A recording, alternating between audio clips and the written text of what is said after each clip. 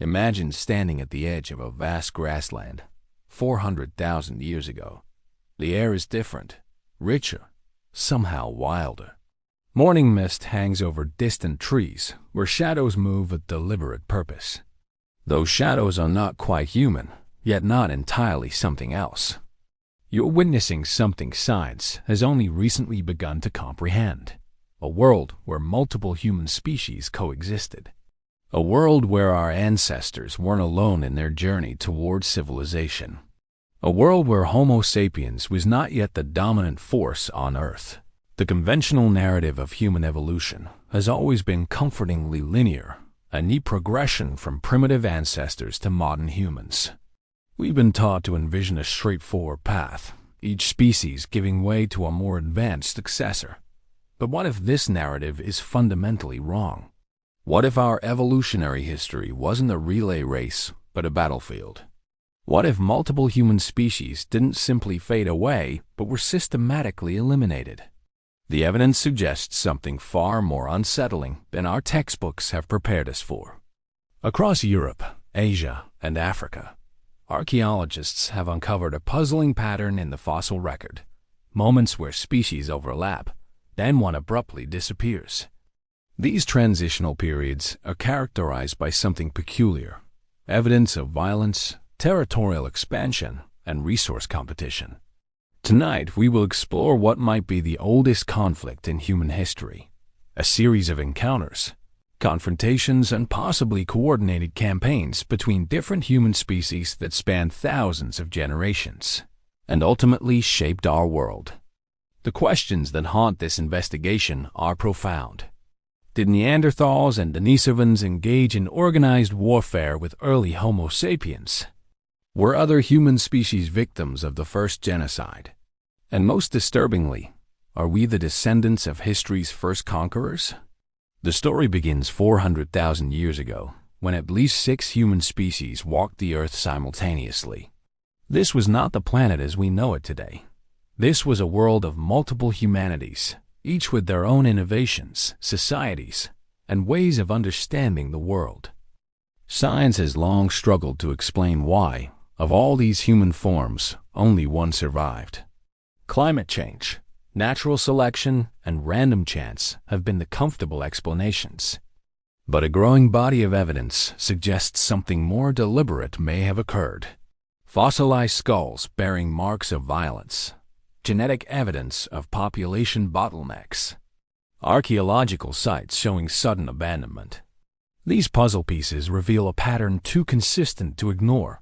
The possibility of prehistoric conflict on a scale we've never acknowledged. The implications reach beyond anthropology into the foundations of how we understand ourselves. If our species rose to dominance through systematic competition with and elimination of our closest relatives, what does this reveal about human nature? What ancient instincts might we still carry? In caves across Europe, archaeologists have discovered Neanderthal remains that tell a troubling story. In southern France, a site dated to roughly 50,000 years ago reveals a Neanderthal settlement abandoned in haste, with Homo sapiens tools appearing in layers immediately above. Similar patterns repeat across continents and millennia. In Asia, Denisovan territories shrink precisely as Homo sapiens expand. In Indonesia, the diminutive Homo floresiensis vanishes shortly after our ancestors reach their island home. The timing is too perfect, too consistent to be mere coincidence. Yet mainstream science has been reluctant to confront the possibility that our ancestors may have systematically outcompeted, displaced, or even deliberately eliminated their evolutionary cousins. Tonight, we venture into this controversial territory. We'll examine fossil evidence that suggests violent encounters between species. We'll analyze genetic data revealing unexpected patterns of population collapse. We'll explore archaeological sites where one human species abruptly replaces another. This investigation takes us to remote caves in Georgia, where some of the earliest evidence of different human species in proximity has been found. To ancient lake beds in Kenya, where stone tools reveal technological competition. to the mountains of Siberia where genetic traces of conflict remain. The story we uncover challenges our understanding of human nature and forces us to confront uncomfortable questions about our origins. Were we always destined to be Earth's dominant species, or did we seize that position through history's longest-running conflict? Some evidence suggests cooperation and interbreeding between species. The Neanderthal and Denisovan DNA many of us carry today proves our ancestors didn't merely fight their cousins. They sometimes mated with them. This complicates the narrative, but doesn't erase the broader pattern.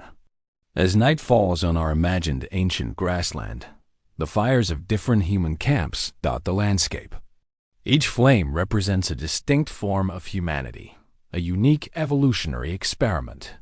By morning, some fires will have been extinguished forever. Tonight, we explore why only one fire continued to burn. We investigate the possibility that the rise of Homo sapiens wasn't inevitable, but rather the result of history's first and longest war, a conflict that determined which version of humanity would inherit the Earth. Chapter 2: The World with Multiple Humanities. The stakes of this investigation extend far beyond academic curiosity. If early Homo sapiens did indeed engage in systematic conflict with other human species, it forces us to reconsider fundamental assumptions about our nature, our history, and potentially our future. For generations, we've told ourselves a comforting story, that we rose to dominance through superior intelligence, adaptability, and cooperation. But what if these qualities were wielded not just for survival, but for conquest? What if our celebrated human uniqueness was forged in prehistoric conflict? The world 400,000 years ago would be almost unrecognizable to us today, not just in its physical geography, though the ice ages had dramatically reshaped continents, but in its human geography. This was Earth's most diverse period of human habitation. In Europe and Western Asia, the robust Neanderthals had already established themselves, their bodies perfectly adapted to cold climates.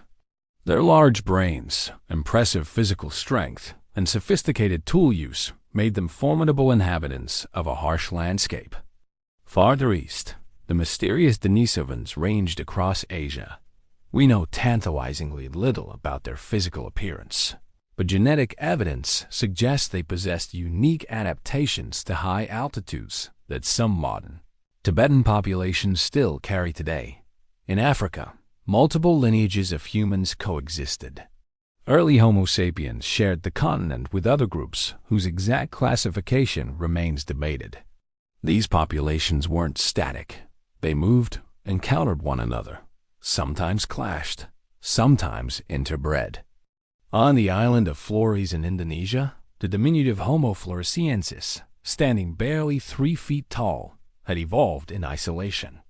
Their small size, a response to limited island resources, didn't prevent them from developing tools and hunting strategies to survive for thousands of generations.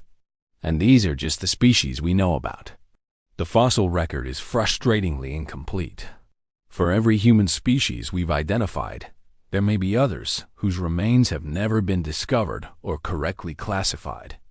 The human family tree continues to grow more complex with each new find. This world of multiple humanities raises profound questions.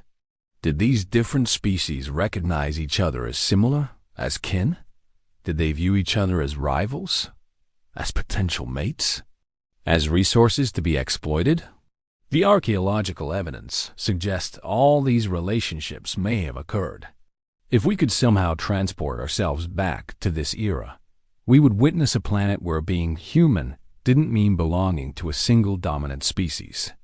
It meant being part of a diverse tapestry of intelligent, tool-using hominids, each carving out their own evolutionary path.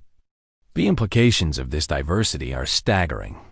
Different human species means different ways of thinking, communicating, and understanding the world. Different forms of social organization, art, and perhaps even spirituality. We weren't just physically diverse, but cognitively and culturally diverse. What was lost when this diversity collapsed? What alternative forms of human consciousness, alternative ways of being in the world, disappeared when only Homo sapiens remained. These questions haunt the margins of our investigation. If other human species had survived, our world today would be unimaginably different. We might share Earth with cultures and civilizations built on fundamentally different cognitive architectures. The moral, philosophical, and practical challenges would transform every aspect of human existence. Instead, we inhabit a strangely impoverished planet, one with remarkable biodiversity in most species, but only a single type of human. This singularity is the central mystery we're investigating. It's not the natural state of our genus. It's an aberration that demands explanation. The traditional narrative attributes our solitary status to natural selection. We simply outcompeted our cousins through superior adaptability. But this explanation struggles to account for the timing and pattern of extinctions that followed Homo sapiens' expansion out of Africa. If we did indeed eliminate our closest relatives, whether through direct violence, resource competition, or disease, we must reckon with the possibility that aggression toward the other is deeply embedded in our species' history. Our current struggles with xenophobia might have prehistoric roots. Conversely, if some of these extinctions were genuinely the result of natural causes, and our ancestors showed restraint in their interactions with other humans, this would suggest a more hopeful view of our inherent nature. The evidence, as we'll see, points in both directions. The central question becomes not just what happened, but what does it mean for us now? If the ascendance of Homo sapiens came through violent competition, does this destiny bind us to similar patterns in our future? Or can understanding our past help us choose a different path? Recent genetic discoveries have raised the stakes of this investigation. We now know that most non-African humans carry small amounts of Neanderthal DNA, while many Asian populations have Denisovan ancestry. Our history isn't one of complete replacement, but partial absorption. This complicates the narrative of conflict. Even if our ancestors did systematically outcompete other human species, they also recognized them as potential mates. The relationship between ancient human groups was complex, neither purely cooperative nor purely antagonistic. The extinction of our sister species represents one of the most consequential events in Earth's history. It established the conditions for a single human lineage to reshape the entire planet according to its particular vision, values, and capabilities. What would a Neanderthal civilization have prioritized? How would Denisovan philosophy have differed from our own? What technologies might Homo floresiensis have developed given enough time? These counterfactual questions highlight the enormity of what was lost. Our investigation must remain balanced. We can neither romanticize prehistoric encounters between human species nor assume the worst about our ancestors' intentions. The evidence itself must guide us toward understanding what truly happened during humanity's most diverse period. If we confirm that systematic conflict occurred between human species, we face uncomfortable questions about our nature.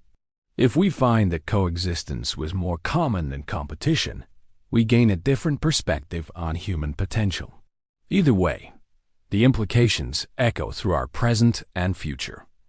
Chapter 3: The Dawn of Multiple Humanites. To understand the potential for prehistoric conflict between human species, we must first grasp how remarkably different our planet was during the Middle Pleistocene epoch, roughly 400,000 to 100,000 years ago.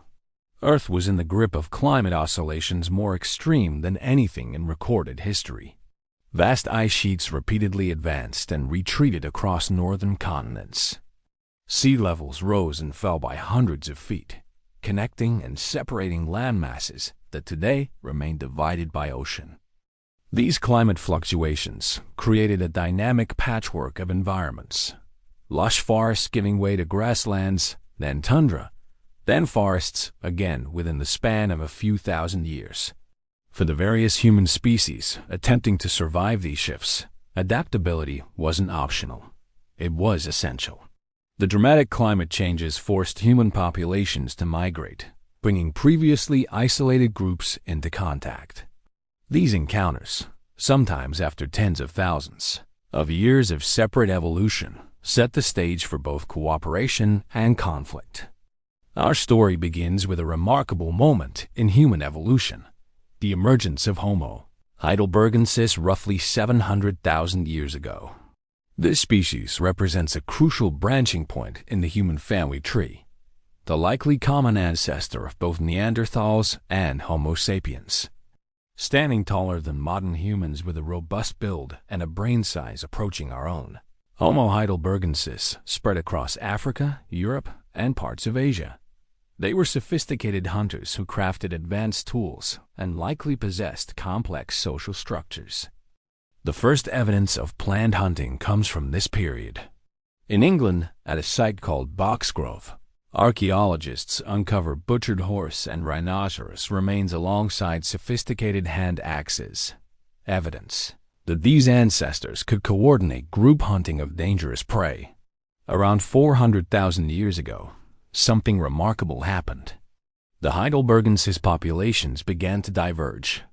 Those in Europe and Western Asia evolved thicker bones and more powerful muscles, adaptations to the cold climate that would eventually produce the classic Neanderthal form. Meanwhile, in Africa, other heidelbergensis populations were evolving along a different trajectory toward the lighter build and higher forehead that would characterize early Homo sapiens. Two distinct human forms were emerging from a common ancestor. This divergence wasn't limited to just two lineages. In Asia, particularly in the eastern regions, another branch was developing what we now recognize as Denisovan characteristics. Though we have precious few Denisovan fossils, genetic evidence confirms they were a distinct human species.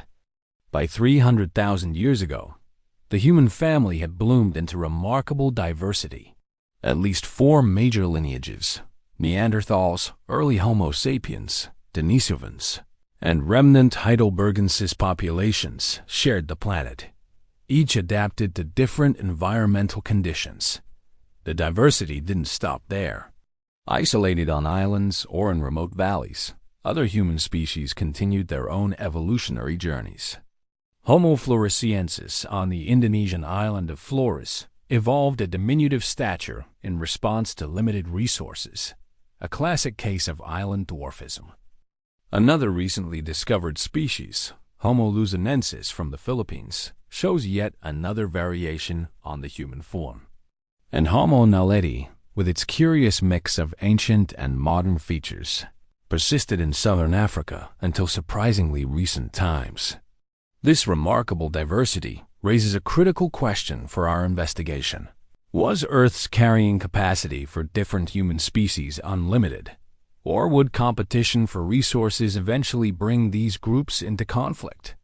The archaeological record gives us tantalizing clues.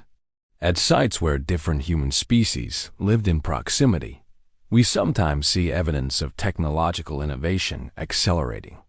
This suggests competition driving advancement, a pattern familiar from more recent human history. Consider the Levant region, where Neanderthals and early Homo sapiens territories overlapped for thousands of years. Here, we find some of the most sophisticated tools from both species, as if each group was responding to the innovations of the other.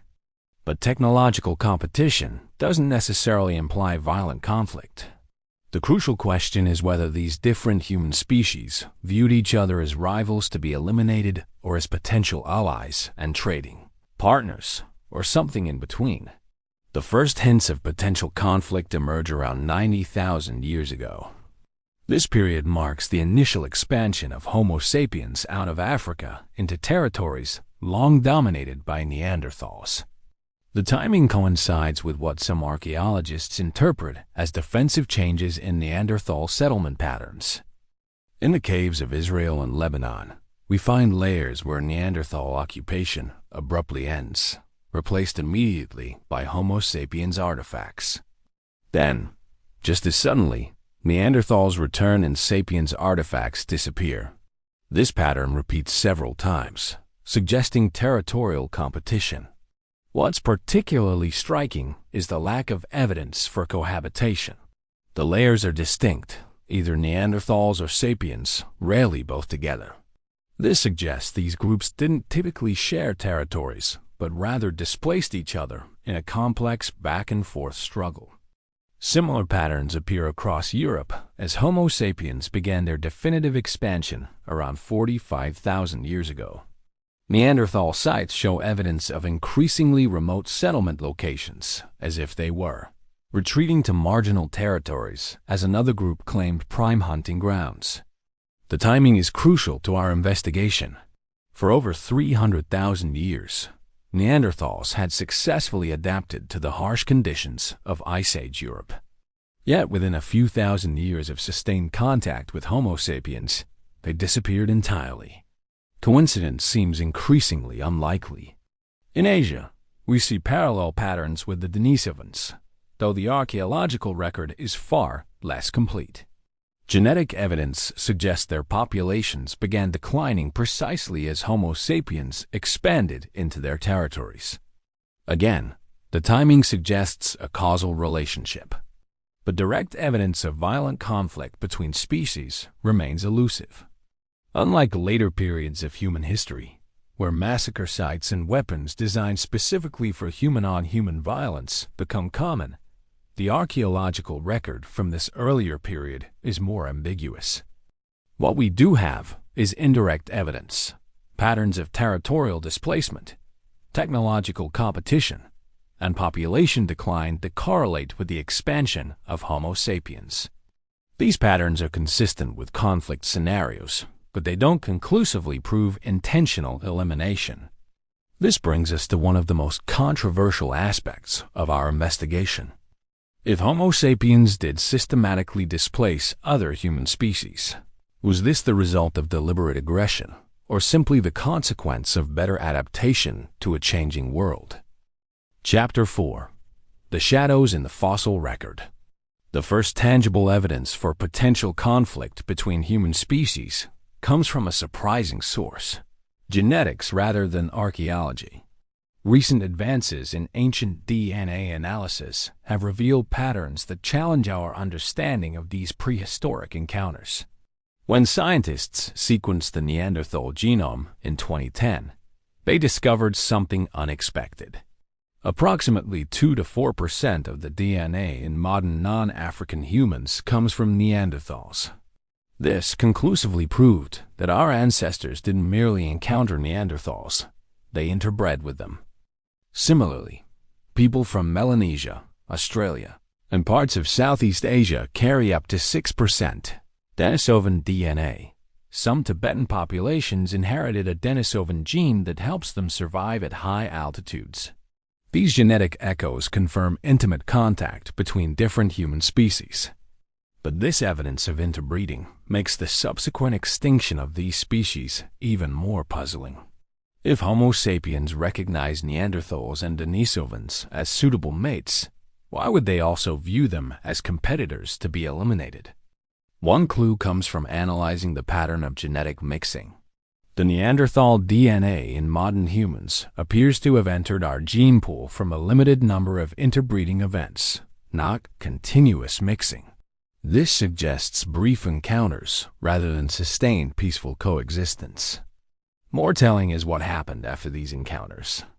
Genetic studies of European Neanderthal remains from 39,000 to 45,000 years ago, the period when Homo sapiens was expanding into their territory, show signs of population fragmentation and decline.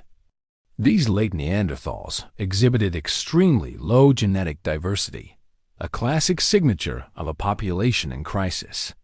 Their communities became isolated from one another, breeding in increasingly smaller groups until they reached genetic dead ends. Something was driving them apart. Parallel to this genetic evidence, the archaeological record begins to show an intriguing pattern. As Homo sapiens expanded into new territories, they brought with them technological innovations that gave them critical advantages in hunting efficiency. The most significant of these innovations was projectile technology. While Neanderthals primarily used thrusting spears that required close contact with dangerous prey, Homo sapiens developed outlast spear throwers that increased the power and distance of their weapons. This technological edge translated into a competitive advantage in hunting the same prey animals. Studies suggest that Homo sapiens could harvest more calories with less risk than Neanderthals, potentially outcompeting them for crucial food resources. But resource competition alone doesn't fully explain the pattern of extinction. If superior hunting technology was the only factor, we would expect to see Neanderthals adapting by adopting similar tools, something they were certainly capable of, given their large brains and manual dexterity. Instead, we see evidence of Neanderthals retreating to more marginal habitats, high mountain valleys, remote coastlines, and other areas less frequented by expanding Homo sapiens populations. This pattern suggests active avoidance rather than just technological inferiority. Direct evidence of violent encounters remains rare but significant. At St-Césaire in France, archaeologists discovered a Neanderthal skeleton with a wound to the skull that had partially healed before death. The injury is consistent with a blow from a sharp implement. While we can't determine if this injury was inflicted by another Neanderthal or a Homo sapiens, it confirms that interpersonal violence was part of life during this period. The capacity for conflict existed, even if we lack widespread evidence of systematic warfare. More compelling is the evidence from Cima de los Huesos Pit of Bones in Spain. Here, archaeologists discovered the remains of at least 28 individuals deliberately deposited in a deep cave chamber around 430,000 years ago, before the Neanderthal-sapiens divergence was complete. Detailed analysis of one skull from this site, Cranium 17, reveals a traumatic injury consisting of 2 penetrating wounds to the frontal bone. The shape and position of these injuries are consistent with deliberate violence rather than an accident or animal predation. This discovery from Cima de los Huesos represents the earliest documented case of lethal interpersonal violence in the human fossil record. It establishes that the capacity for killing other humans was present long before the potential species versus species conflicts we're investigating. As we move forward in time to the period of Neanderthal extinction, roughly 40,000 years ago, the archaeological evidence becomes more suggestive. Across Europe, we see a consistent pattern. Layers containing Neanderthal remains and artifacts abruptly replaced by Homo sapiens material. The transition is rarely gradual. There are few sites showing extended periods of coexistence or cultural exchange. Instead, the pattern suggests replacement, one population disappearing as another moves in. This is precisely what we would expect to see if conflict were occurring. In southern France, several Neanderthal sites show signs of hasty abandonment. Valuable tools left behind, food preparation interrupted, no evidence of planned departure. These sites are immediately followed by layers containing Homo sapiens artifacts, suggesting a direct replacement. Similar patterns appear in the Iberian Peninsula, long considered the final Neanderthal stronghold. Recent dating techniques have revealed that Neanderthal disappearance coincided precisely with Homo sapiens' arrival, contradicting earlier theories about a lengthy period of coexistence. The timing is too consistent to be coincidental. Whenever Homo sapiens arrived in a new region, the existing human species, whether Neanderthals in Europe, Denisovans in Asia, or other lineages elsewhere, began a demographic decline that ended in extinction within a few thousand years. But correlation doesn't prove causation. The expansion of Homo sapiens coincided with climate fluctuations that may have independently stressed these other human populations. Some scientists argue that Neanderthals were already declining before our ancestors arrived in Europe. This is where our investigation encounters its most significant challenge.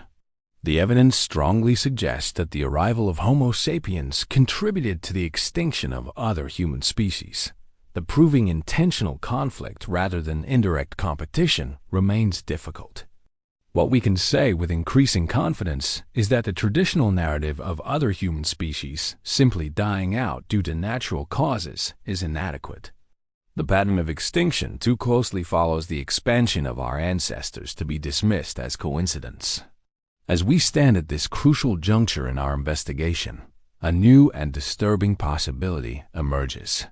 What if the conflict between human species wasn't primarily physical but cultural?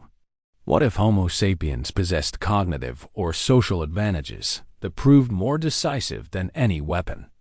Recent studies suggest Homo sapiens had larger social networks than Neanderthals, potentially sharing innovations across greater distances. Analysis of stone tools shows Neanderthal technology remained relatively static over thousands of years, while sapiens tools rapidly diversified. This evidence points toward a scenario where Homo sapiens may have outcompeted other humans not through direct violence, but through superior social organization, innovation, and adaptation, a form of cultural rather than physical dominance. Yet this doesn't eliminate the possibility of conflict. Throughout more recent human history, technological and organizational advantages have often been leveraged precisely to enable more effective warfare. Superior social coordination might have made conflict more, not less, likely. As we conclude this first phase of our investigation, we're left with a disturbing pattern.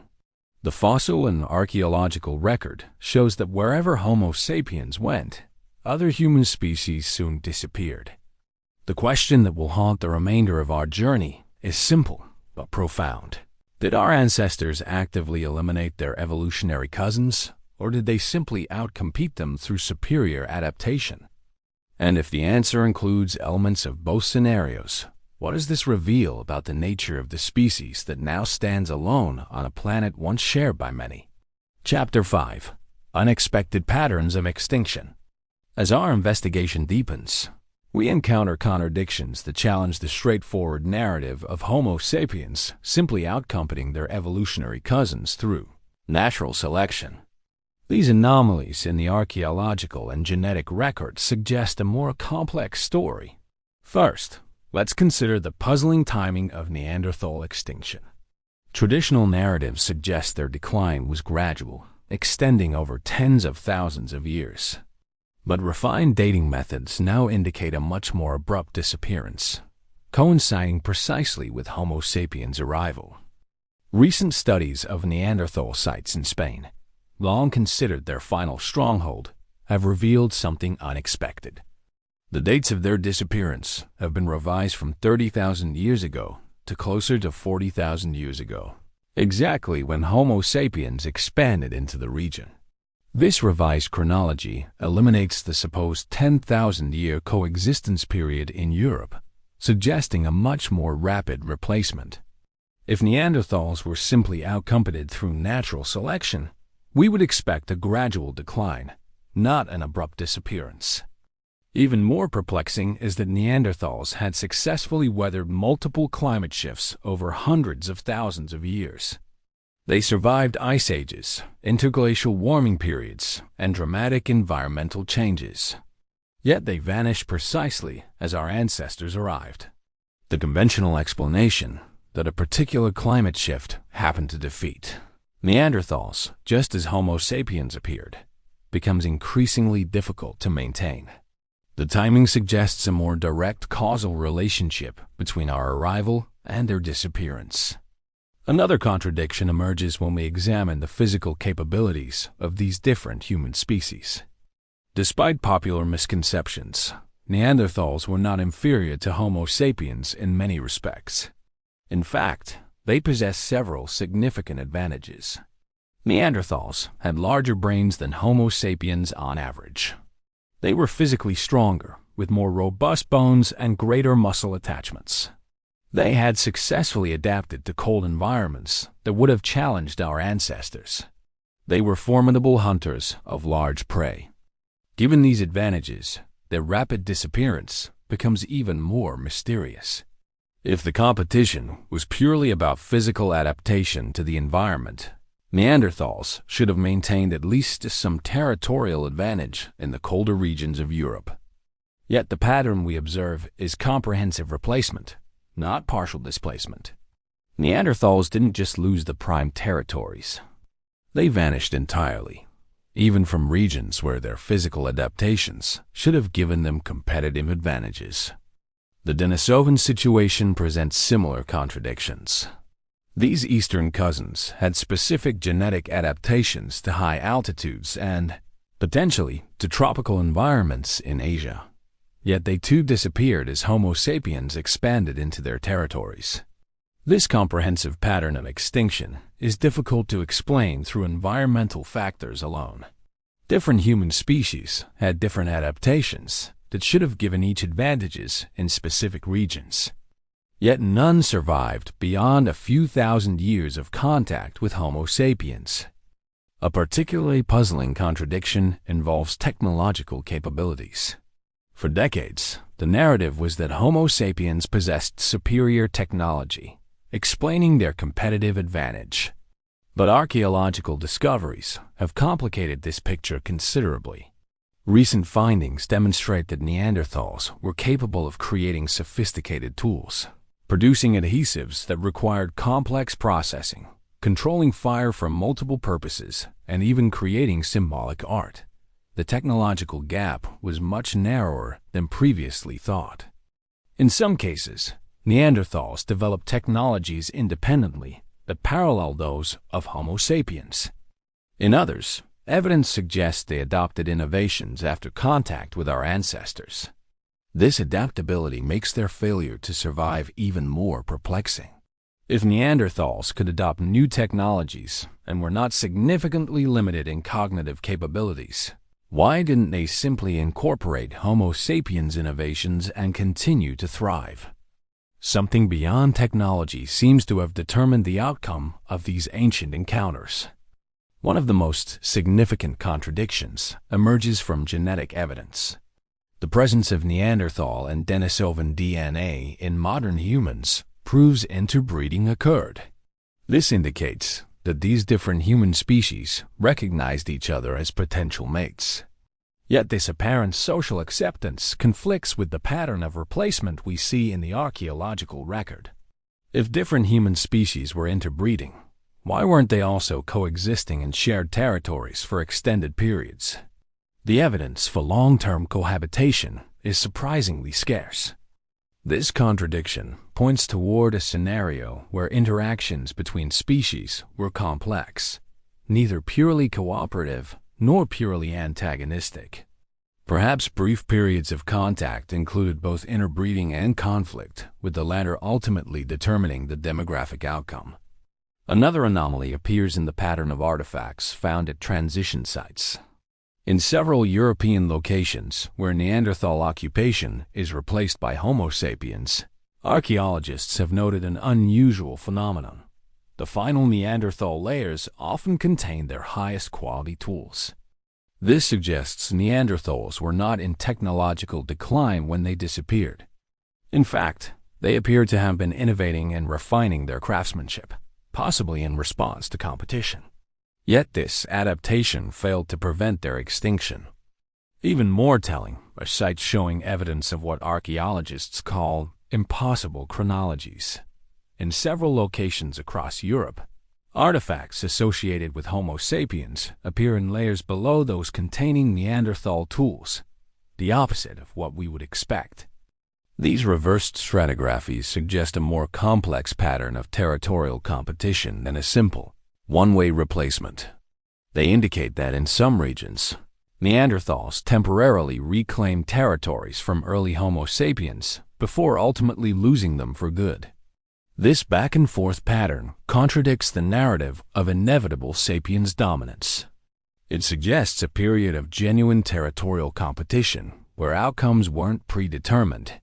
For a time, different human species contested the same landscapes with varying success. The final contradictions emerge when we examine population densities. Based on genetic diversity, researchers estimate that Neanderthal populations were always smaller than those of Homo sapiens. They lived in smaller groups with less connection between communities. This demographic difference might have proven decisive, not because Homo sapiens were better adapted as individuals, but because they maintained larger social networks that could share innovations, provide mutual support, and potentially coordinate actions against competitors. Here we encounter perhaps the most troubling anomaly in our investigation. The archaeological record shows isolated Neanderthal groups becoming increasingly fragmented as Homo sapiens expanded into their territories, a pattern consistent with a population under pressure. In the final Neanderthal sites, we often find evidence of nutritional stress, higher incidence of injuries, and retreats to more marginal territories. These signs of population pressure coincide precisely with the arrival of a new human species in their vicinity. This pattern repeats across continents and across different human species. The consistent correlation between Homo sapiens' arrival and the decline of other human groups cannot be dismissed as coincidence. Something about our ancestors' expansion proved incompatible with the survival of alternative humanities. As we weigh these contradictions and anomalies, a disturbing possibility emerges. Perhaps the extinction of other human species wasn't primarily due to environmental factors or even to direct conflict, but to a more subtle form of competition, one involving territoriality, resource access, and demographic pressure. This hypothesis would explain the scarcity of direct evidence for violence between species while accounting for the consistent pattern of replacement. It suggests a scenario where Homo sapiens didn't necessarily kill their cousins directly, but systematically displaced them through territorial behavior. The contradictions in our evidence point toward a complex truth. The relationship between ancient human species wasn't characterized by a single dynamic, but by a changing pattern of interaction that ultimately resulted in only one form of humanity surviving to tell the story. Chapter 6: Whispers Across Time, Myths, and Anomalous Evidence. As we venture deeper into the mystery of humanity's ancient past, we must consider a controversial but fascinating line of evidence: the myths and legends that might preserve fragmented memories of a time when different human species encountered one another. Almost every indigenous culture around the world maintained stories about encounters with others, beings that were human-like but distinctly different. While many of these tales have been dismissed as pure fantasy, some contain elements that align with archaeological evidence in surprising ways. Aboriginal Australian traditions speak of encounters with hairy people or ancient ones who were present in the landscape when their ancestors arrived. These stories describe beings with robust features, great strength, and primitive technology, details that match what we know of other human species. What makes these traditions particularly intriguing is that they come from regions where archaeological evidence confirms the presence of multiple human species. The timeline of human arrival in Australia overlapped with the existence of late surviving Homo erectus in nearby Indonesia. Similarly, indigenous Siberian peoples maintain legends of wild men living in the forests and mountains, beings described as powerfully built, covered in hair, but capable of using tools and fire. These descriptions bear striking resemblances to what we know of Denisovans. The location is significant, as the Denisova cave in the Altai Mountains, where Denisovan remains were first discovered, falls within the region where these legends are most prevalent. The geographical correspondence between myths and archaeological discoveries is difficult to dismiss. In Europe, folkloric traditions about dwarves, trolls, and wild men of the woods have often been interpreted as mere fantasy. Yet when examined through the lens of potential species memory, these stories take on new significance. The consistent elements in these European myths, beings of human-like appearance, but with different proportions, living in caves or remote areas, possessing some technologies, but remaining distinct from human society, parallel what we know of Neanderthals in suggestive ways. Of course, we must approach such evidence with caution. Cultural memories can be distorted over thousands of years, and universal psychological patterns might explain some similarities in global mythology without requiring literal interpretation. Yet the specificity of certain details and their correspondence with archaeological evidence suggests at least the possibility that these myths preserve distant memories of real encounters between different human species, encounters that may have been characterized by both conflict and fascination. Beyond mythology, we find physical evidence that doesn't fit neatly into conventional narratives. One of the most puzzling is the pattern of Neanderthal cave use in their final periods. In several sites across Europe, Neanderthals appear to have retreated to increasingly remote and inaccessible caves. At Gorham's Cave in Gibraltar, one of the last known Neanderthal sites, the inhabitants chose a location that was defensible but limited in resources. This pattern of retreat to marginal territories is consistent with a population under pressure from competitors, not merely from environmental factors. Similarly anomalous is the discovery of what archaeologists call catching behavior at late Neanderthal sites. Valuable tools and resources were sometimes hidden in small crevices within caves, behavior that suggests uncertainty about being able to return to these locations. This evidence of defensive positioning and resource hiding doesn't align with the population simply adapting to environmental changes. It better matches the behavior of a group responding to competition or threat from another population. Another category of anomalous evidence comes from genetics. While we've known for over a decade that modern humans carry Neanderthal and Denisovan DNA, recent studies have revealed something unexpected. Natural selection appears to have purged certain regions of Neanderthal genes from our genome. This selective removal of Neanderthal DNA is particularly pronounced in genes related to male fertility. Scientists interpret this as evidence that hybrid offspring between Homo sapiens and Neanderthals may have faced fertility challenges, particularly among males. This genetic anomaly suggests that while interbreeding did occur, it faced biological constraints. Hybrid populations might not have been self-sustaining without continued mating with one of the parent species. This complicates our understanding of interactions between ancient human groups.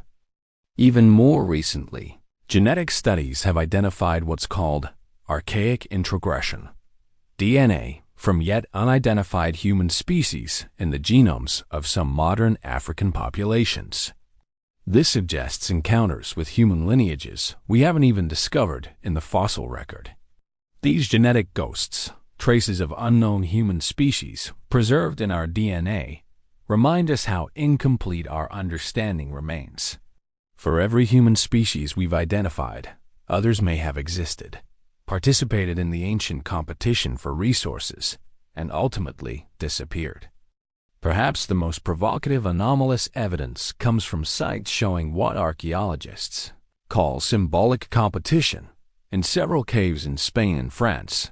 Examples of Neanderthal art appear to have been deliberately covered over by later Homo sapiens artwork. This overpainting suggests more than practical reuse of good cave surfaces. The specific targeting of existing imagery implies a form of territorial marking, a symbolic claiming of space previously utilized by another group. It represents competition extended into the realm of culture. Similarly puzzling are finds of personal ornaments, such as pierced animal teeth and shells, in late Neanderthal contexts. For decades, such symbolic behavior was considered uniquely sapiens. Its appearance in Neanderthal sites shortly after contact with our ancestors raises intriguing questions. Were Neanderthals independently developing symbolic culture? Were they adopting sapiens' innovations through cultural exchange? Or were they responding to competition by developing cultural markers of their own identity? The timing suggests the latter possibilities are most likely. In several European sites, archaeologists have found another anomaly, evidence of Neanderthals adopting new hunting techniques shortly before their disappearance. These techniques bear striking similarities to those used by newly arrived Homo sapiens groups in adjacent territories. This pattern suggests Neanderthals were actively adapting to competition, observing and adopting the successful strategies of their new neighbors. Yet this adaptation failed to ensure their survival, implying that technological factors alone weren't decisive in the ultimate outcome. Among the most disturbing pieces of anomalous evidence are rare finds suggesting potential violence between species. At a site in France called Les Roux, archaeologists discovered something chilling: a Neanderthal jawbone that had been modified into a tool by early Homo sapiens. This single artifact doesn't prove systematic violence, but it demonstrates at minimum a disturbing disregard for the bodily integrity of the other species. Whether the jawbone came from an individual who died naturally or through violence, its conversion into a tool suggests a dehumanizing attitude. Similar evidence comes from a site in Croatia where Neanderthal bones show cut marks consistent with defleshing. While cannibalism existed within both Neanderthal and early sapien societies, the species-crossing nature of this example adds another dimension to our understanding of potential interactions. We also find anomalous patterns in the disappearance of Denisovans. Genetic evidence indicates they had specific adaptations to high altitudes and cold environments, yet they vanished even from regions where these adaptations should have given them competitive advantages over Homo sapiens. This contradicts simple environmental determinism. If adaptation to local conditions was the primary factor in species survival, Denisovans should have maintained strongholds in high-altitude regions of Asia. Instead, they disappeared completely, leaving only their genes within some modern populations. What these various lines of anomalous evidence suggest is that the interactions between different human species weren't determined solely by physical or technological advantages, but by a complex interplay of factors, including demographic patterns, social organization, and potentially direct competition. The myths that have survived across millennia may preserve emotional truths about these encounters, even if their details have been transformed by time. They consistently describe a world where different kinds of humans existed in uneasy proximity, sometimes trading, sometimes fighting. These cultural memories, combined with the archaeological and genetic anomalies, point toward a past where the boundaries between cooperation and conflict, between exchange and exploitation, were fluid and complex. The relationship between ancient human species was never simply one thing. As we piece together these fragments of evidence, a picture emerges not of a single decisive conflict, but of thousands of years of interaction across continents. Interactions that included both peaceful exchange and territorial competition, with the latter ultimately proving decisive. Chapter 7. The Thinning of Humanities. As we enter the most critical phase of our investigation, the stakes of our inquiry rise dramatically. We're no longer merely exploring an academic question about prehistoric interactions. We're confronting a profound possibility about human nature and our species' relationship to difference and competition. If the extinction of our evolutionary cousins was, to any degree, the result of competitive pressure from our ancestors, this forces us to reconsider fundamental aspects of our identity. It suggests that the triumph of a single human form may have come at the cost of remarkable human diversity. The implications extend beyond anthropology into the realm of our deepest understanding of ourselves. What does it mean if the rise of Homo sapiens was not merely the result of superior adaptation, but of active displacement of alternative forms of humanity? To appreciate the magnitude of what may have been lost, we must first understand just how diverse the human family had become by the Middle Pleistocene. This was the golden age of human experimentation, a time when evolution had produced a remarkable variety of intelligent, tool-using hominids. Each of these human species represented a unique evolutionary solution to the challenges of survival.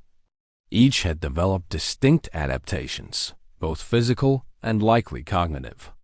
Each embodied a different potential trajectory for intelligent life on Earth. Neanderthals had evolved powerful bodies and large brains, particularly well suited to the cold environments of Ice Age Europe. Their robust builds conserved heat, while their facial structure, including large noses, efficiently warmed air before it entered their lungs. Recent studies of Neanderthal brain cases suggest their neural architecture differed from ours in subtle but significant ways. While their brains were as large as ours, sometimes larger, the proportions of different regions varied, suggesting potentially different cognitive strengths and tendencies. Denisovans remain more mysterious due to the scarcity of fossils, but genetic evidence suggests they possessed unique adaptations to high altitudes and cold environments. The Denisovan gene that helps modern Tibetans process oxygen efficiently at high elevations gives us a glimpse of their specializations. Homo floresiensis, the diminutive hobbits of Indonesia, demonstrate how human intelligence could function effectively in bodies far smaller than we might assume necessary. Despite brain sizes comparable to chimpanzees, they created sophisticated tools and successfully hunted local fauna. Other human species, like Homo naledi with their curious mix of ancient and modern features, or the robust Homo heidelbergensis that preceded both Neanderthals and sapiens, represented still other variations on the human theme. Each was a valid and successful evolutionary experiment. This diversity represented biological humanity's response to different environmental pressures. Each species had found its own balance of attributes, their own way of being human. In their coexistence, we glimpse a world where being human many different things. What was lost with their extinction was not merely genetic diversity, but potentially different ways of perceiving and understanding the world. Different cognitive architectures might have favored different kinds of intelligence, different emotional responses, different social structures. We can only speculate about how Neanderthal art might have developed had they survived to create their own renaissance, or what philosophical insights might have emerged from minds shaped by neural proportions slightly different from our own. These potential futures vanished with them. The stakes of our investigation thus transcend mere historical curiosity. We're exploring whether the human present, dominated by a single homogeneous species, resulted from natural processes or from what might be described as the first and most consequential act of human exclusion. As we examine the critical period between 50,000 and 30,000 years ago, the evidence becomes increasingly troubling. This time frame witnessed the expansion of Homo sapiens out of Africa into territories occupied by other human species, followed by the extinction of those species. The pattern repeats across continents with remarkable consistency. In Europe, Neanderthals vanish shortly after Homo sapiens arrive. In Asia, Denisovans disappear as our ancestors expand eastward.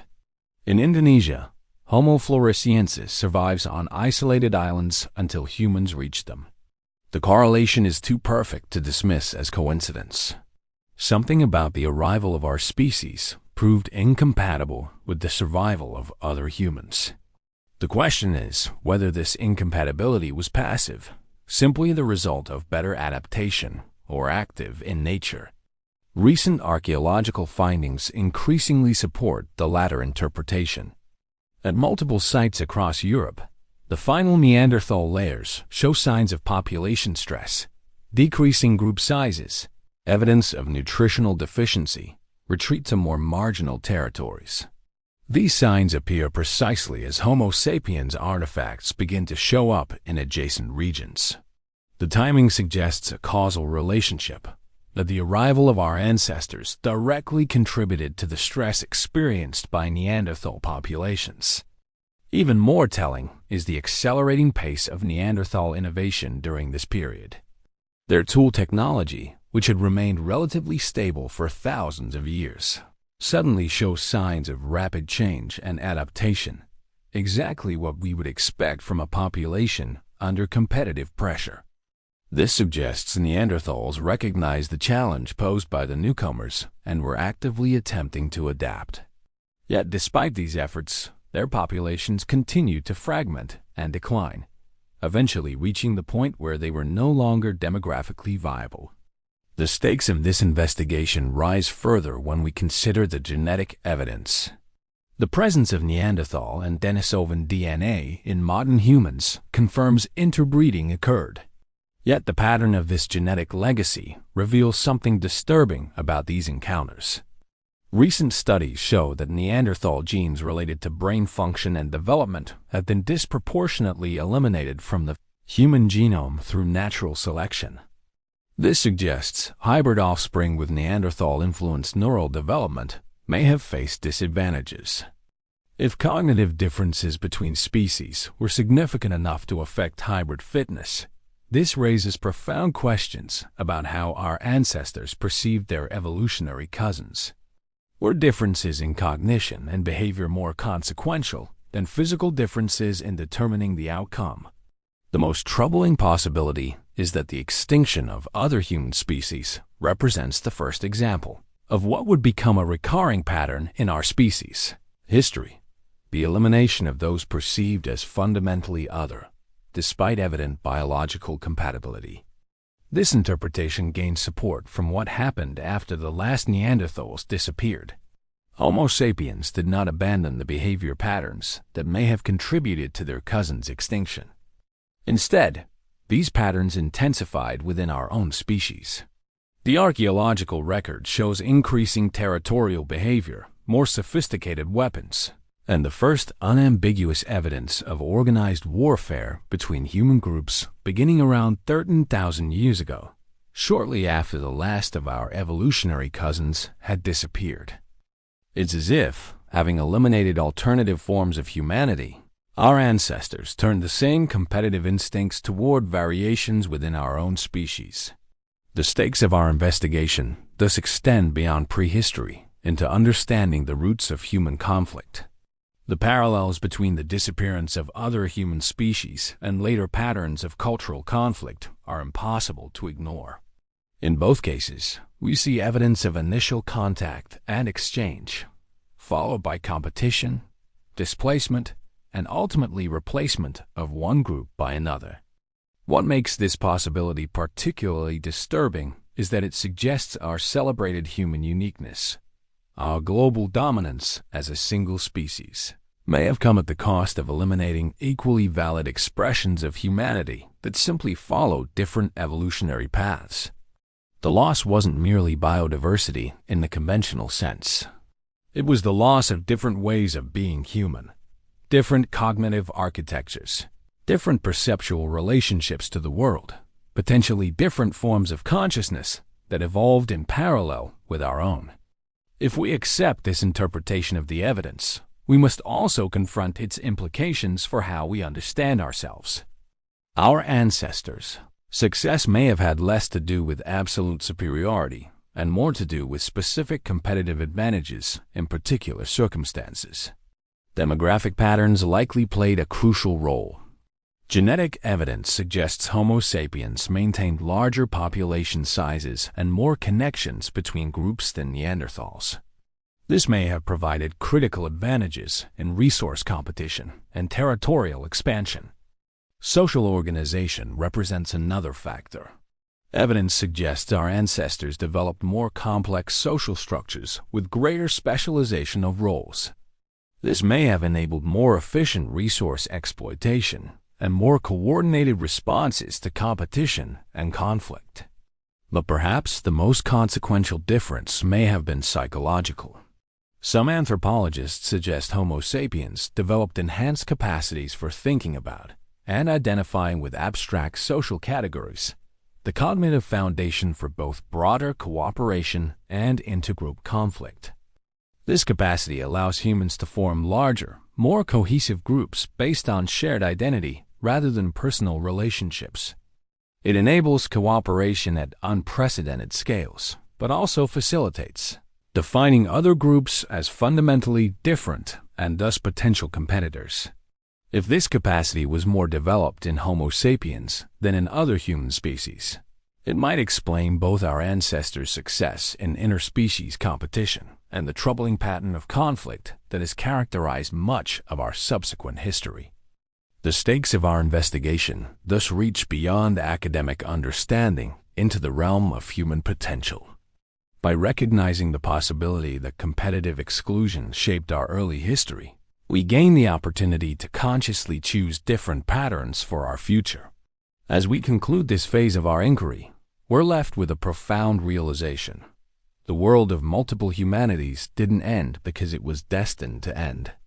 It ended through a complex process of interaction in which our direct ancestors played the decisive role. The fossil record, archaeological evidence, and genetic analysis all point toward a troubling conclusion. Homo sapiens didn't simply outlast their evolutionary cousins through passive adaptation. They actively displaced them through a combination of demographic pressure, resource competition, and potentially direct conflict. The question that now looms before us is not just what happened to humanity's lost branches, but what their disappearance reveals about the species that remained. And perhaps most importantly, whether understanding this ancient pattern gives us the opportunity to transcend it. Chapter 8. Theories in Collision. Having examined the archaeological, genetic, and cultural evidence, we now face the central question of our investigation. What truly happened when different human species encountered one another? Three compelling theories have emerged to explain the mysterious pattern of extinction. The first theory, and the most benign, is the climate adaptation theory. This perspective argues that Neanderthals, Denisovans, and other human species disappeared primarily because they couldn't adapt quickly enough to the rapid climate fluctuations of the late Pleistocene. According to this view, Homo sapiens survived not because they directly outcompeted other humans, but because they possessed greater behavioral flexibility in the face of environmental change. Our ancestors' success was a matter of adaptation, not aggression. Proponents point to the severe climate instability between 60,000 and 30,000 years ago, precisely when most human species disappeared. This period witnessed dramatic temperature swings that transformed entire ecosystems within the span of human lifetimes. Ice core data from Greenland reveals dozens of abrupt warming and cooling events during this time frame. Some temperature shifts occurred over mere decades, far too quickly for biological evolution to keep pace. Only behavioral adaptation could have provided a sufficient response. The climate adaptation theory suggests that Homo sapiens possess specific cultural advantages that proved decisive during these fluctuations. More diverse tool sets, better clothing technology, and perhaps more sophisticated social structures for sharing innovations across populations. This theory has the virtue of requiring no direct conflict between species. It portrays extinction as an unfortunate but natural consequence of environmental stress combined with differences in adaptive capacity. It absolves our ancestors of any direct role in eliminating their cousins. However, this benign interpretation struggles to explain the precise timing of extinctions.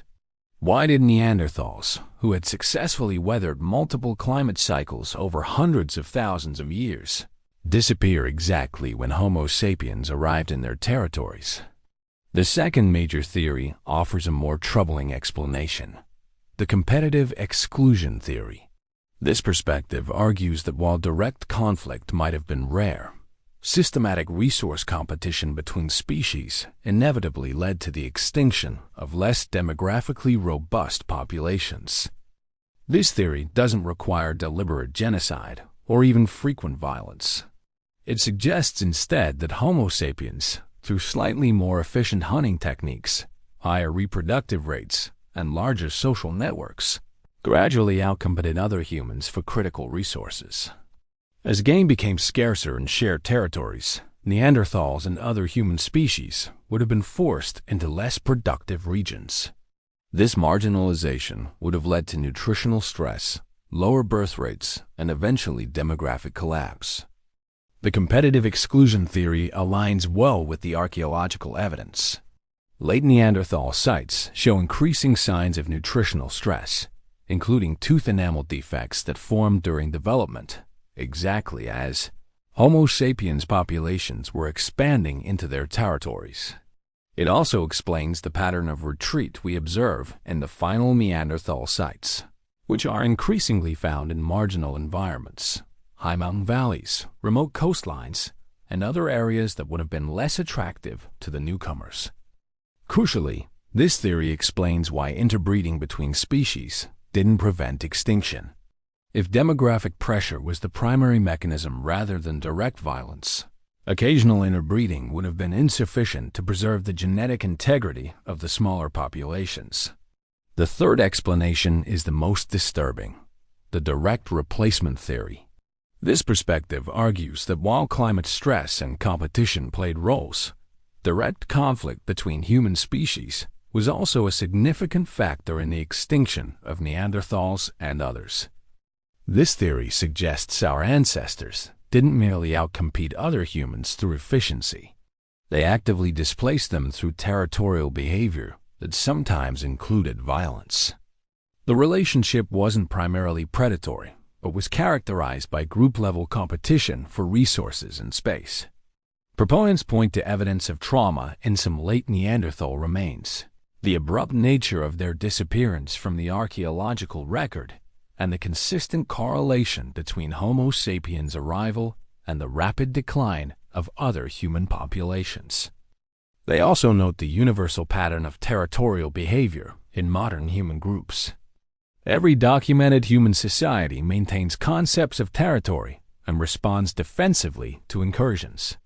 This territorial instinct may have ancient evolutionary roots that manifested in species-level competition.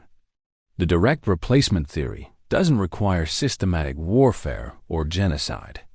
It suggests instead a pattern of small-scale territorial conflicts, raids, competitive displacement, and gradual encroachment that, over generations, resulted in the elimination of less demographically robust populations. This interpretation gains support from what we know about human psychology. Studies show that humans naturally categorize others into in-group and out-group members, with different moral considerations applied to each. Different human species would have represented the ultimate out-group.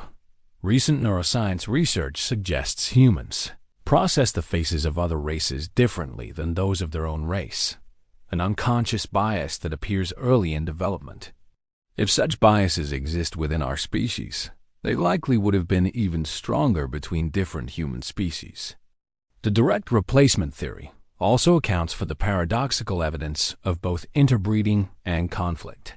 Throughout human history, warfare and mating between groups have often coexisted. Conflict doesn't preclude some individuals forming relationships across group boundaries. As we weigh these competing explanations, we must acknowledge that they aren't mutually exclusive.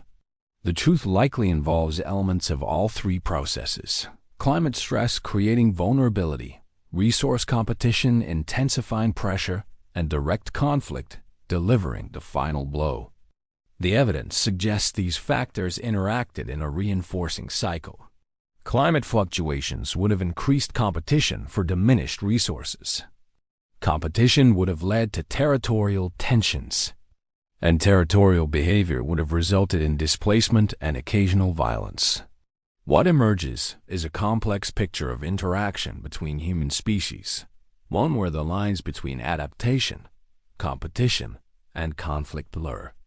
The extinction of our evolutionary cousins wasn't the result of a single factor, but of a perfect storm of pressures. Yet the consistent timing of extinctions following Homo sapiens' arrival suggests our ancestors were the decisive factor. Whatever combination of advantages they possessed, demographic, technological, cognitive, or social, proved incompatible with the survival of alternative human forms. This conclusion doesn't require us to view our ancestors as uniquely aggressive or intentionally genocidal. It merely recognizes that their particular package of traits, which served them well in competition within their own species, also proved devastating in competition between species. The tragedy of this prehistoric drama isn't that our ancestors were exceptionally violent, but that they were exceptionally human, possessing the same complex mix of cooperative and competitive tendencies that characterizes our species today, applied in a context where the stakes were existential.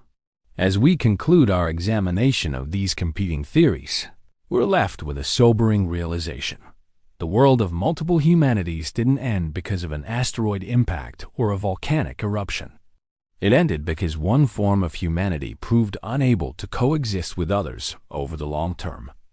Chapter 9. The Hidden Story in Our DNA.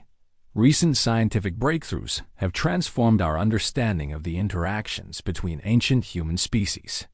The most revolutionary advances have come from the field of paleogenetics, the study of DNA recovered from ancient remains, which has revealed a far more complex story than we imagined. When researchers first sequenced the Neanderthal genome in 2010, they discovered something unexpected.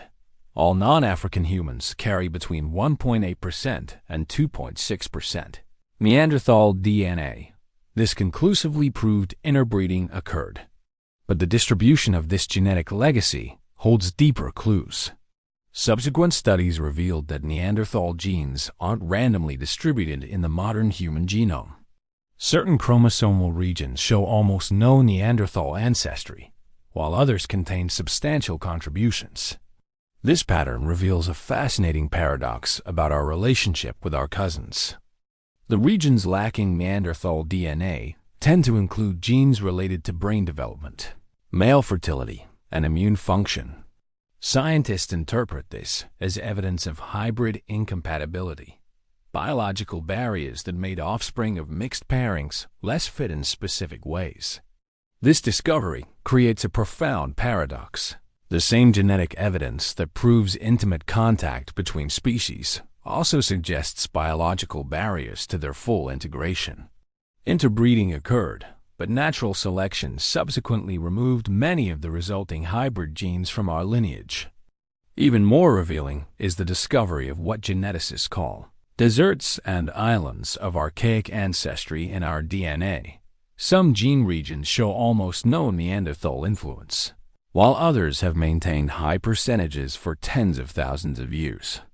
The persisting islands of Neanderthal DNA typically involve genes related to skin, hair, and adaptation to non-African environments. This suggests our ancestors selectively retained genetic variants that provided advantages in new climates while eliminating others that created disadvantages. This selective integration reveals something profound about the nature of interaction between human species. It wasn't a simple matter of either conflict or cooperation, but a complex process where both occurred simultaneously, a paradoxical mixture of genetic exchange and genetic competition.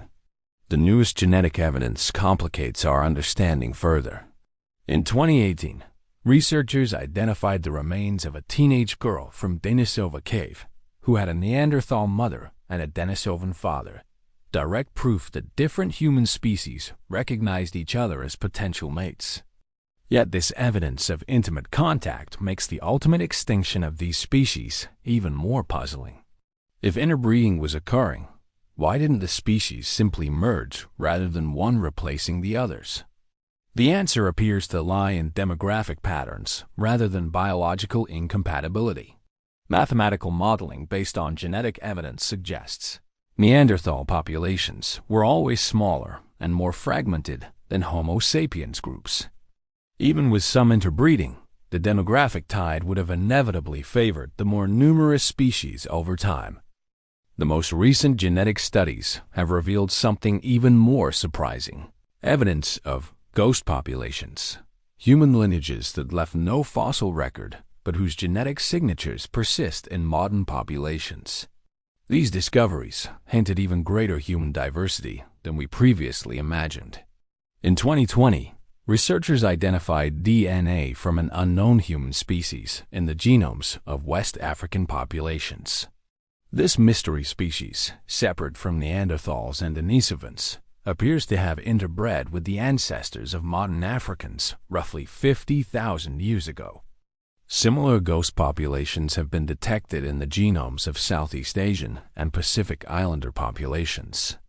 These genetic echoes reveal a world where multiple human lineages interacted in complex ways, with some disappearing so completely that only their DNA remains as evidence.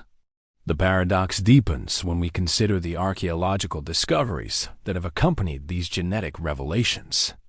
Recent excavations have shown that Neanderthals were far more sophisticated than previously believed, capable of symbolic thought, artistic expression, and complex social behavior.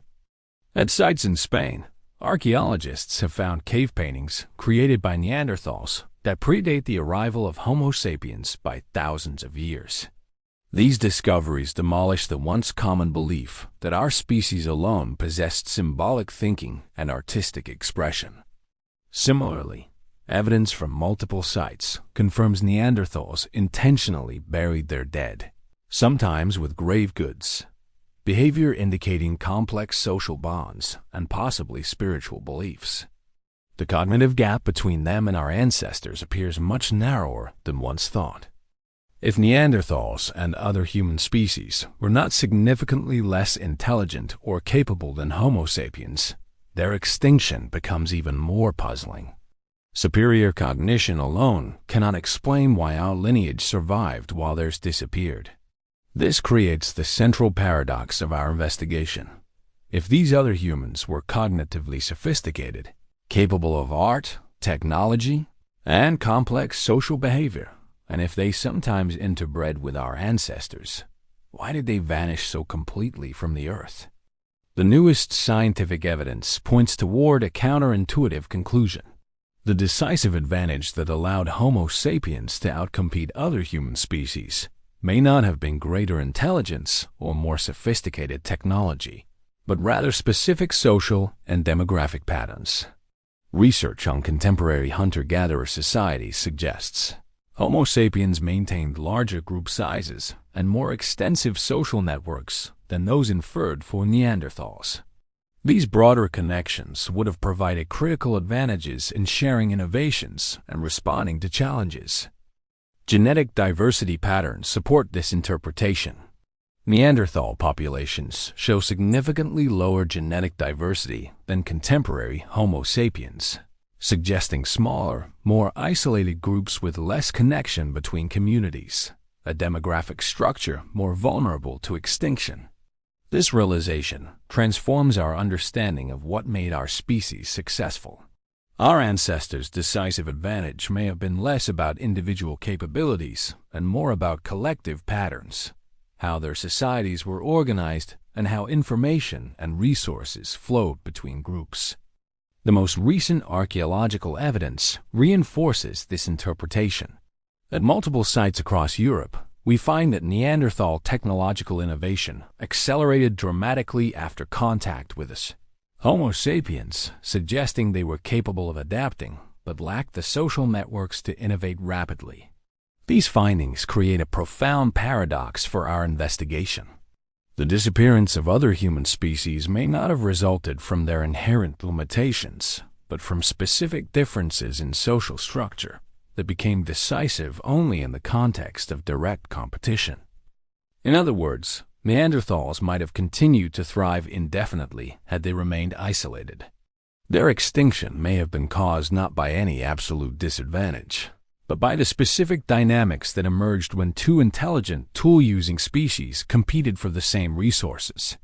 This insight completely transforms the significance of our investigation. We're no longer merely exploring what happened to lost human species. We're uncovering fundamental patterns in how human groups interact when resources are limited, patterns that have shaped our entire subsequent history. The evidence increasingly suggests that the extinction of other human species represents the first documented case of competitive displacement in human history, a pattern that would repeat countless times as Homo sapiens groups competed with one another across the globe. What makes this realization so powerful is that it connects our prehistoric past to our present in unexpected ways. The same social dynamics that may have allowed our ancestors to outcompete other human species continue to shape competition between human groups today. This creates perhaps the most important paradox of our investigation. The traits that made our species so successful, our capacity for group cohesion, territorial behavior, and resource competition, are the same traits that have generated much of the conflict in our subsequent history. Our success came at a price. The world of multiple humanities, with different evolutionary paths and potentially different ways of understanding reality, collapsed into the single-species planet we inhabit today. We gained planetary dominance, but lost something that can never be recovered. Chapter 10. The Shadow of the First Replacement. We began this investigation with a central question. What happened when different human species encountered one another? After examining the archaeological, genetic, and anthropological evidence, we can now offer an answer, though it's more complex and nuanced than either simple cooperation or conflict. The evidence reveals a pattern we might call competitive replacement, a process through which Homo sapiens gradually displaced other human species through a combination of demographic advantage, resource competition, and occasional territorial conflict, ultimately leading to their extinction. This pattern doesn't fit neatly into our preferred narratives. It wasn't a straightforward genocide, with our ancestors systematically eliminating their evolutionary cousins. Nor was it merely passive replacement through superior adaptation, with Neanderthals and others simply fading away naturally. The truth appears more complex and more troubling. Our ancestors didn't set out to eliminate other human species, but their expansion into new territories inevitably created competitive pressure that the smaller, more fragmented populations of other human species couldn't withstand over time. The key insight, the central revelation of our investigation, is that this pattern of competitive replacement wasn't unique to the interaction between species. It established a template that would repeat throughout human history as groups within our own species competed for resources and territory. We see this pattern first in the disappearance of Neanderthals, Denisovans, and other human species following contact with Homo sapiens. But we see it again in the archaeological record as forager groups competed with one another, then as agriculturalists displaced hunter-gatherers.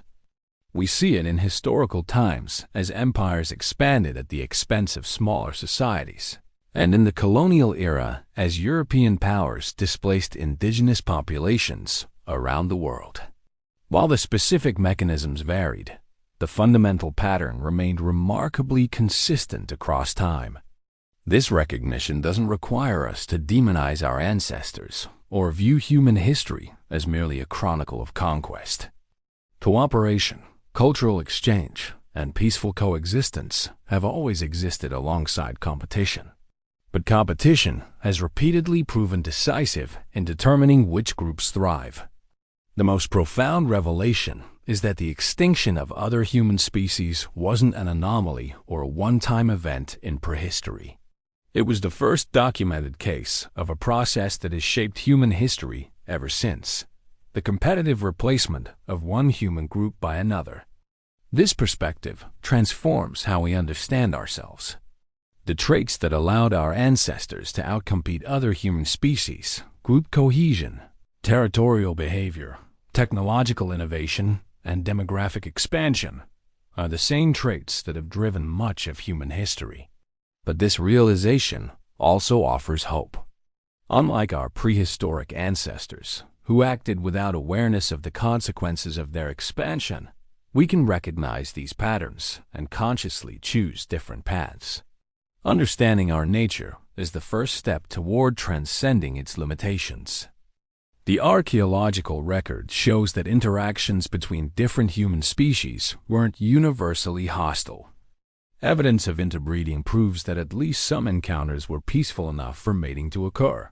Cultural exchange is evident in the spread of technologies between groups.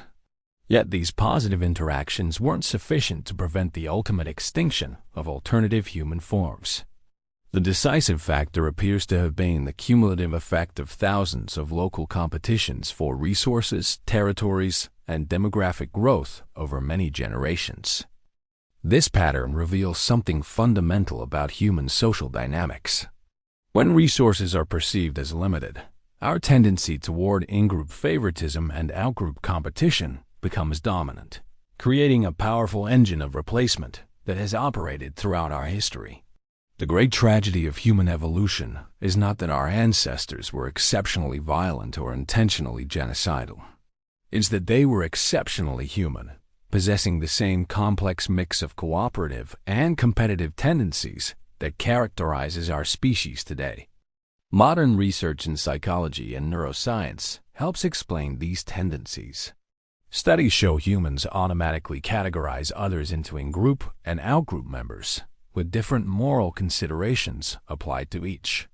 These categorizations emerge early in development and shape our social behavior.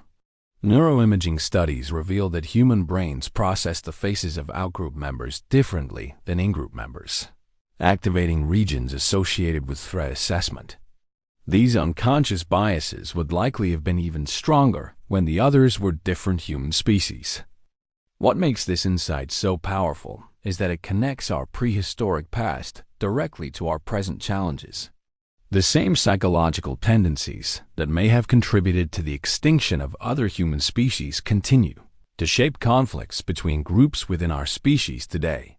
This is the shadow cast by humanity's first great replacement, a pattern of competition and displacement that began with other human species and continued as groups within our species competed for resources, territory, and ultimately the right to determine humanity's future. Yet, unlike our ancestors, we possess something they lacked: self-awareness about these patterns and their consequences. We can recognize the psychological tendencies that drive group competition and make conscious choices to moderate their effects through cooperation and shared identity. The extinction of Neanderthals, Denisovans, and other human species represents an irreversible loss of biological and likely cognitive diversity. We'll never know what unique perspectives these alternative forms of humanity might have contributed to our collective understanding of existence. But their disappearance also teaches us something profound about ourselves, about the human tendency to define identity through difference, to favor those perceived as similar, and to compete with those perceived as other. These tendencies have shaped our entire history. The central revelation of our investigation is that the pattern of competitive replacement that began with other human species has continued within our own species ever since. The extinction of Neanderthals wasn't merely a prehistoric event. It was the first manifestation of a process that continues today. This recognition doesn't condemn us to repeat these patterns indefinitely. By understanding the psychological and social dynamics that drive group competition, we gain the capacity to transcend them, to recognize our shared humanity across superficial differences and create more inclusive identities. In this way, the story of humanity's first great replacement offers not just insight into our past, but guidance for our future. By understanding how competition between human groups has shaped our history, we gain the opportunity to write a different story for the chapters yet to come.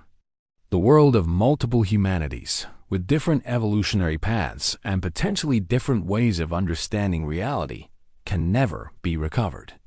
But by recognizing what was lost, we gain a deeper appreciation for the diversity that remains within our single species. In the end, the most profound insight from our investigation isn't about what happened to Neanderthals, Denisovans, and other lost human species. It's about what their disappearance reveals about the species that remained, and about the responsibility that comes with being the last human standing.